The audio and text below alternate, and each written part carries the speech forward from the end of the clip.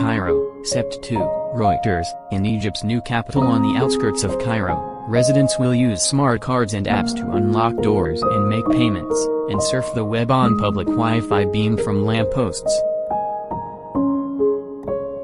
A network of at least 6,000 cameras will monitor activity on every street, tracking pedestrians and vehicles to regulate traffic and report suspicious activity.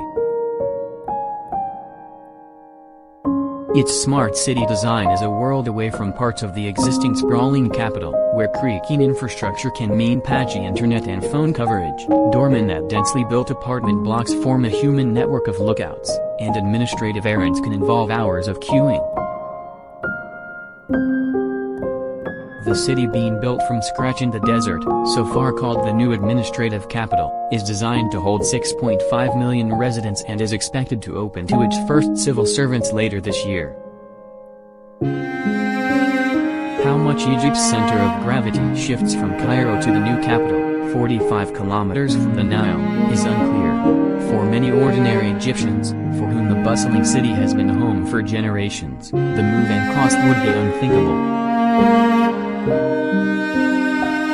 But for those who do make the switch, they are promised a single app for paying utility bills, accessing local services, and reporting complaints and problems. Officials say advanced technology systems will help reduce waste by detecting leaks or faults, and by allowing residents to keep an eye on consumption. Through their mobile app, a citizen will be able to manage all their life affairs from their mobile phone, said Mohammed Khalil, head of technology for the Administrative Capital for Urban Development, ACUD, the military and government-owned company building the city. Technology contracts. Authorities plan to repeat and synchronize the technology through other developments championed under President Abdel Fattah al-Sisi, for whom the new city is a flagship project. This model is being applied in all the 14 new cities that are being established. One of our goals is the integration of cities, said Khalil. Some Egyptians see the new capital being for a privileged elite in a country where nearly a third of the population live below the poverty line. Others see the technological boost as long overdue. It's all very useful for the citizen, said Tarek Habib, a 53-year-old trader speaking in central Cairo, where the Mughama, the monolithic and notoriously chaotic headquarters of Egyptian bureaucracy in recent decades, is being emptied.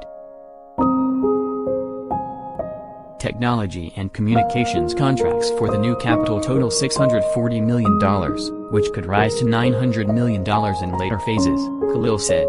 Partners include Huawei, HWT, UL, Orange, PA, and MasterCard, MAN.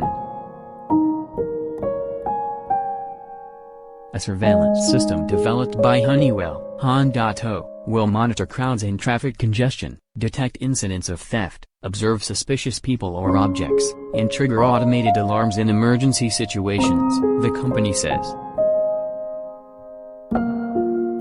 As building work continues, the level of scrutiny, or any concerns over it, has yet to be tested.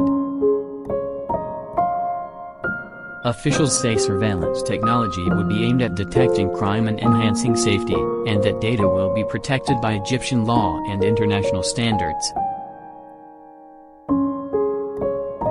Nonetheless, Egypt has witnessed a sweeping crackdown on dissent under Sisi, enforced by measures including controls on internet activity, spot security checks in the street, an effective ban on protests and a rolling state of emergency. While enhanced surveillance could make identification of dissidents easier, I don't see what it would really add beyond what they already are doing, which is very extensive, said Stephen Feldstein, a senior fellow at the Carnegie Endowment for International Peace in Washington and author of a book on digital repression.